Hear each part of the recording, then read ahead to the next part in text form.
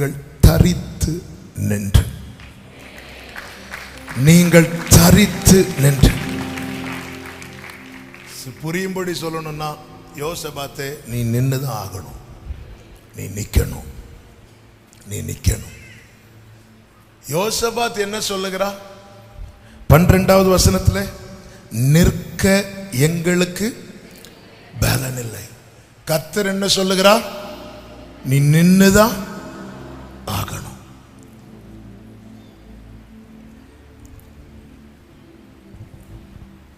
உத்தரவாதம் எடுக்கிறவர்களாய் நாம் மாறும்போது நம்மை தேவன் நிறுத்தி நம் குடும்பத்துக்கும் நம் சபைக்கும் நம் பட்டணத்திற்கும் நம் தேசத்துக்கும் கர்த்தர் ஒரு பெரிய ரட்சிப்பை, கர்த்தர் ஒரு பெரிய மீட்பை கட்டளையிட வல்லவராயிருக்கிறார். நாம் நிற்க கூடாது என்பது சத்துருவின் நோக்கம். என்னால் நிற்க முடியவில்லை என்பது என் பலவீனம். என்னை நிறுத்தி ஜெயத்தை கொடுப்பது தேவனுடைய தீர்மானம். யார நிக்க வச்சு ஆண்டவர் தம்முடைய காரியத்தை நடப்பிக்கணும்னு நினைக்கிறாரோ அவர்களை நிற்க விடாதிருக்க பண்ண சத்துரு என்னெல்லாம் செய்ய முடியுமோ அதையெல்லாம் செய்வான். யேசபேல் சொல்றா, நாளைக்கு இந்த நேரத்தில் எலியாவின் பிராணனை நான் எடுப்பேன் அப்படின்னு. எலியாவின் அடையாளமே என்ன தெரியுமா? கர்த்தருக்கு முன்பாக நிற்கிற நான்.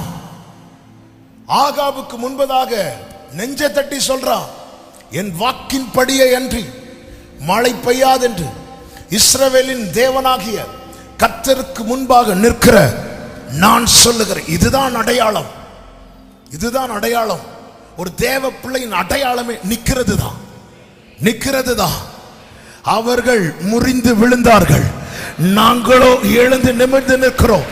சில ரதங்களை குறித்தும் சில குதிரைகளை குறித்தும் மேன்மை பாராட்டுகிறார்கள். நாங்களோ எங்கள் தேவனாகிய கர்த்தருடைய நாமத்தை குறித்த சபையே கேள், நீ நிற்க வேண்டியது அவசியமாயிருக்கிறது. எனவேதான் வேதத்தில் ரிப்பீட்டடா வருகிற வார்த்தைகளில் ஒன்று, தளர்ந்து போன கைகளை திடப்படுத்துங்கள், தள்ளாடுகிற முழங்கால்களை பலப்படுத்துங்கள். நீ நிற்க வேண்டியது அவசியமாயிருக்கிறது. அந்த எலியா கர்த்தருடைய பர்வதத்தில் நிற்கிறவர். அவன் நின்றதுனால என்ன நடந்தது தெரியுமா? 450 பாகால் தீர்க்கதரிசிகள் அந்த கர்மேல் பர்வதத்தில் என்னெல்லாமோ செய்து பார்க்கிறாங்க. என்னை ரொம்ப ஆச்சரியப்படுத்தின காரியம் என்னவென்றால், எலியா ஒரு சேலஞ்ச் பண்றார். அக்கினியினால் உத்தரவு அருளுகிற தெய்வமே, தெய்வம் இந்த சேலஞ்ச் அவங்க அக்செப்ட் பண்றாங்க. இந்த சைடு ஒரே ஒருத்தர் நிக்கிறான், அந்த சைடு 450 பேர் நிக்கிறாங்க. அவங்க தெய்வத்தால எது முடியும் எது முடியாது என்பது அவர்களுக்கு நல்லா தெரியும்.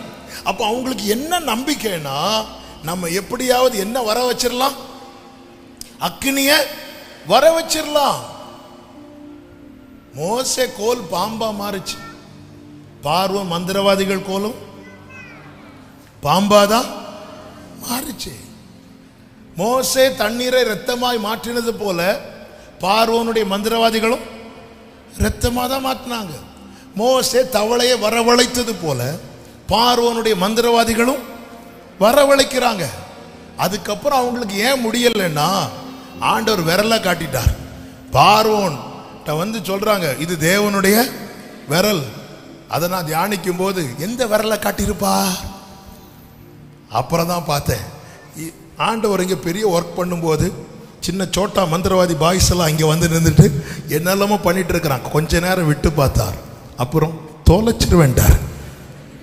ஆமே, இது தேவனுடைய விரல். ஒரு விரலை காட்டினதுமே மொத்த மந்திரவாதமும் ஆஃப். அதுக்கப்புறம் அவர்களால் என்ன செய்ய கூடாமற் போயிற்று.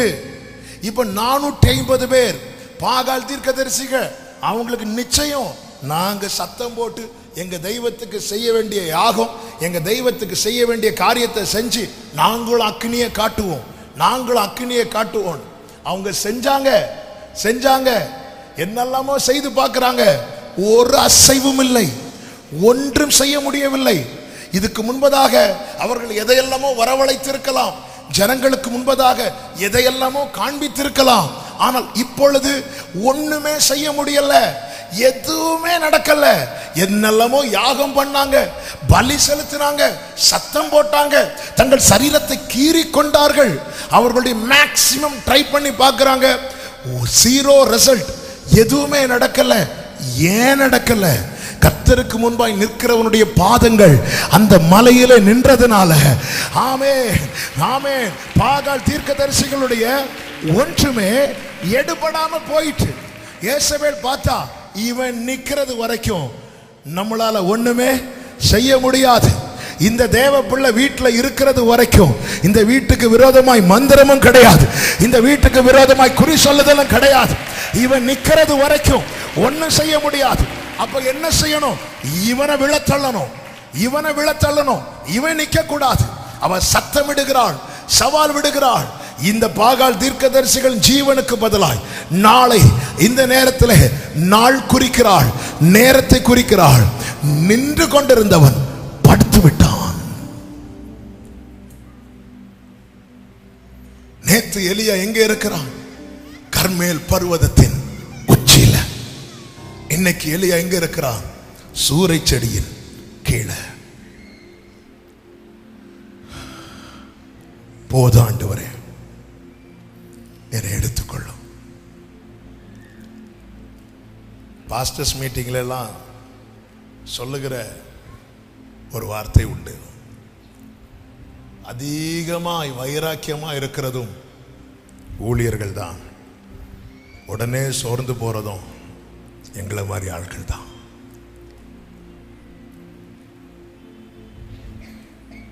நேற்று 18வது அதிகாரத்துல டாப்ல இருக்கிறார், டாப்ல இருக்கிறார். என்ன சேலஞ்ச் பண்ணிட்டு ஆகாவுக்கு கோபம் ஒரு பக்கம், அதுல மைண்ட் பண்ணாம அடுத்த அதிகாரத்துல படுத்துட்டார். இப்போ ஆண்டவர் காகத்தை அனுப்பல, சாரிபாத் விதவையை அனுப்பல, தம்முடைய தூதன் அனுப்புறார். அப்பத்தையும் தண்ணீரையும் வச்சு எலியாவை தட்டி எழுப்புறார்.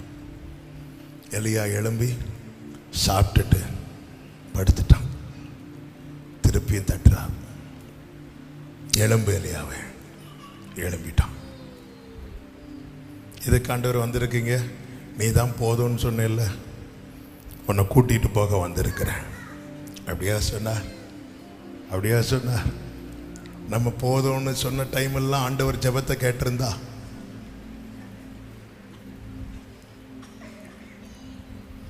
விசுவாச பாதையில் நடக்கிறவங்க வாழ்க்கையில போதும் என்கிற சொல்லாட்டியும் அப்படி ஒரு நிலைமைக்குள்ள நம்ம வந்திருப்போம். மோசே சொன்னார், உம்முடைய கண்களில் எனக்கு கிருபை கிடைத்ததானால் என்னை எடுத்துருங்க ஆண்டவரே, போதும் ஆண்டவரே. யேசபேல் என்ன சொல்றா? உனக்கு ஒரு நாள் தான் டைம். கர்த்தர் தூதன் தூதன் தூது கொண்டு வருகிறவன். ஆமென். தூதன் அனுப்பி என்ன சொல்றாரு தெரியுமா? நீ பண்ண வேண்டிய பிரயாணம் வெகு தூரம். எனக்கு ரேமா யேசபேல் வாயில இல்ல, எனக்கு ரேமா கர்த்தர் அனுப்பின தூதனுடைய வாயில இருக்கிறது. ஆமென் சொல்லுங்க பார்க்கலாம். இப்போ 40 நாள் டிராவல் பண்ணி வந்துட்டார். டிராவல் பண்ணி வந்து குகைக்குள்ள போறார். கர்த்தர் சொல்ற, உனக்கு இங்க என்ன காரியம்? வந்து நெல்லு நெல்லு நெல்லு. இதுதான் இன்னைக்கு நம்ம கிட்ட பேசுறா. ஆண்டவரே எனக்கு முடியல, எவ்வளவுதான், எனக்கு நிற்க பலன் இல்லை. நீ நின்னுதான் ஆகணும். நான் உனக்காக யுத்தம் பண்ணணும்னா, நான் உனக்காக இறங்கி வரணும்னா, எனக்கு இந்த பட்டணத்தில் ஒன்னை விட்ட வேற ஆளு கிடையாது. உன் குடும்பம் ரட்சிக்கப்படணும்னா நீ நின்னுதான் ஆகணும். இந்த பட்டணம் மீட்கப்படணும்னா சபையே நீ நின்னுதான் ஆகணும். நிற்க பலன் இல்லைன்னு சொல்லி ஒதுங்கிறாத, விலகிறாத, விலகிறாத. நீ நின்னுதான் ஆகணும், நீ நின்னுதான் ஆகணும். கிதியோனுக்காக அவர் ஒரு மரத்து கீழே வந்து இப்படி உட்கார்ந்து இருக்கிறாராம். உட்கார்ந்து இருக்கிறார். ஏன்னா வேற யாரும் அங்க இல்லை. கிதியோனை நிக்க வைக்கிறதுக்காக பேசுறா. பராக்கிரமசாலியே, இந்த சவுண்ட் கேட்டாலே கிதியோன் பயந்திருப்பான். ஐயோ வந்துட்டாங்க மீதியானியர். இல்ல, கர்த்தர் கூட இருக்கிறா. ஐயோ நான் என் குடும்பம் ரொம்ப சின்ன குடும்பம், என் கோத்திரம் ரொம்ப சின்ன கோத்திரம், நீங்க எல்லாம் கூட இருந்தா இப்படி நடந்திருக்குமா? நான் கூட இருப்பேன், நான் கூட நிக்க வைக்கிறா. அதுக்காக உனக்கு என்ன வேணும் கிதியோனே? அடையாளத்தை காட்டணுமா? காட்டுறேன். வார்த்தையை தரணுமா? தரேன். எனக்கு ஒன்னே ஒண்ணு கிதியோனே, நீ நிக்கணும். நீ நிக்கணும். நீ நிக்கிறது வரைக்கும் மீதியானியர் உன்னை பயப்படுத்துவான். நீ நின்னுட்டேனா மீதியானியர் உன்னை பார்த்து பயப்படுவான். நீ நிக்கிறது வரைக்கும் மீதியானியர். ஹல்லேலூயா. அவன் நான் நின்னுதான் ஆகணும். என்னை நிறுத்தி யுத்தம் செய்வது, ஜெயத்தை தருவது என் தேவனுக்கு சித்தமானால் நான் நின்றுதான் ஆக வேண்டும். நான் நின்றுதான். எத்தனை பேர் கர்த்தர் என் கூட தான் பேசிக் கொண்டிருக்கிறார். அப்படி சொல்றவங்க வலது கரத்தை உயர்த்தி நிற்க கிருபை தாரும், நிற்க கிருபை தாரும், நிற்க கிருபை தாரும், நிற்க கிருபை தாரும். அவர்தான் நிறுத்துகிறவர். பயங்கரமான குழியிலும் உளையான சேற்றிலும் இருந்து என்னை தூக்கி எடுத்து கண்மலை மேல நிறுத்தி என் அடிகளை உறுதிப்படுத்தி உறுதிப்படுத்தி உறுதிப்படுத்தி கர்த்தர் வார்த்தையை தந்து நம்முடைய வாழ்க்கையை கட்டி எழுப்புவது எதற்கு தெரியுமா? கண்மலை மேல கட்டப்பட்ட வீட்டை போல இருப்பதற்கு. பெருவெள்ளம் வந்து மோதி அடித்தாலும், பெரும் புயல் வீசினாலும் அதுல ஒரு செங்கல் கூட டேமேஜ் ஆகாதபடிக்கு. எனவேதான் கர்த்தர் ஊழியரை கொண்டு இந்த 7 நாட்களில் சபைக்கு தீர்க்க தரிசனமாய் உரைத்தார். விழுந்து போன தாவீதின் கூடாரத்தை திரும்ப எடுப்பித்து நின்னதாகணும். சபையே, நீ நின்னதாகணும். உன்னை நிறுத்தி தேவன் தம்மை வெளிப்படுத்த விரும்புகிறார். glory. ஏன் விழுந்து போன தாவீதின் கூடாரத்தை திரும்ப எடுப்பித்து நிறுத்துகிறார்? அதற்கு அடுத்த ஒரு சம்பவம் நடக்க போகிறது. என்ன சம்பவம்? அந்த கோத்திரத்திலே யூத ராஜ சிங்கம் வரப்போகிறார். Thank you Holy Spirit. நீ நின்னுதாகணும். நீங்கள் தரித்து நின்று கர்த்தர் உங்களுக்கு செய்யும் ரட்சிப்பை பாருங்கள். தாவீதோடு இருந்த பராக்கிரமசாலிகளில் ஒருவன் தான் சம்மா. 2 சாமுவேல் 23வது அதிகாரம் 11-12 வசனங்களிலே சொல்லப்பட்டிருக்கிறது. இவனுக்கு 3வது ஆகையின் குமாரனாகிய சம்மா என்னும் ஆராரியன். சிறு பயறு நிறைந்த வயலில் இருந்த இடத்திலே பெலிஸ்தியர்கள் வந்து ஏராளமா கூடுறாங்க. ஜனங்கள் பெலிஸ்தியரை கண்டதும் என்ன செய்யறாங்கன்னா, ஓடி போகிற போது இந்த சம்மா என்ன செய்கிறான் தெரியுமா? அந்த நிலத்தின் நடுவிலே நின்று அதை காப்பாற்றி பெலிஸ்தியனை. அவன் செய்த முதல் காரியம் என்ன தெரியுமா? சென்டர்ல வந்து நின்னுட்டான். ஒருத்தர் கூட இல்லை. கர்மேல் பர்வதத்தில் எலியா நிற்கும் போது ஒருவர் கூட இல்லை. சில சிச்சுவேஷன்ல நாம நிற்கும் போது நம்ம மட்டும்தான் நிற்போம். நம்ம மட்டும்தான். ஏசபேல் எலியாவை கொல்லுவேன்னு சொல்லும் போதும் இந்த எலியாவினால நன்மையை பெற்ற எத்தனை ஜனங்கள் ஒருத்தங்களாவது வந்து நின்னாங்களா? இல்ல. உனக்காக ஒருத்தரும் வரலன்னா தூதனை இறக்குவார் என் ஆண்டவர். தூதனை எனக்கு இறக்குவா. ஆமே.